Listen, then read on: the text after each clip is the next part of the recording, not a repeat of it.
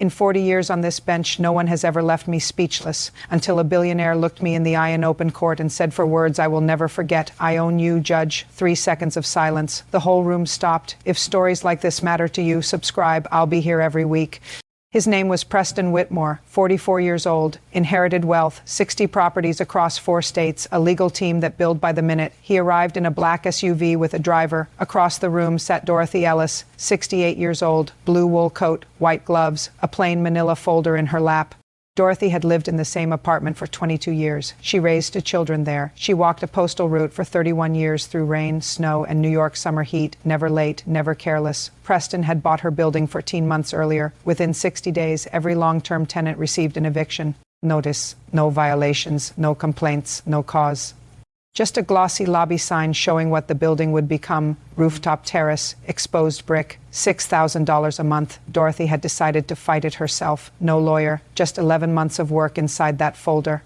Every email, every unanswered phone call, every certified letter, signed statements from 11 neighbors. The building's full permit history, pulled from a public database she taught herself to use at her kitchen table. When she finished presenting, the room was completely still. Preston hadn't looked at her once.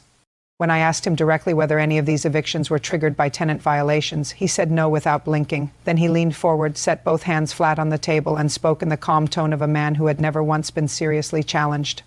I own over 60 properties. I have more legal resources than this court processes in a year. I know exactly what the law requires of me. Then his eyes met mine. I own you, Judge. 3 seconds. I picked up my gavel, set it back down. I didn't need it. Let the record reflect. I said that the defendant has stated on record, in open court, that he owns this court.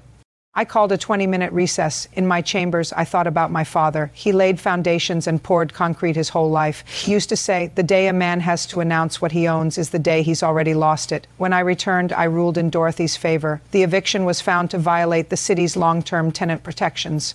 She kept her home.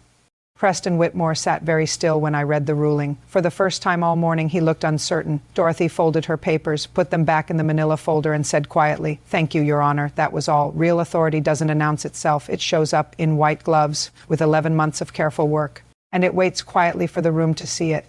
If this story stayed with you, share it. Someone needs to see it today."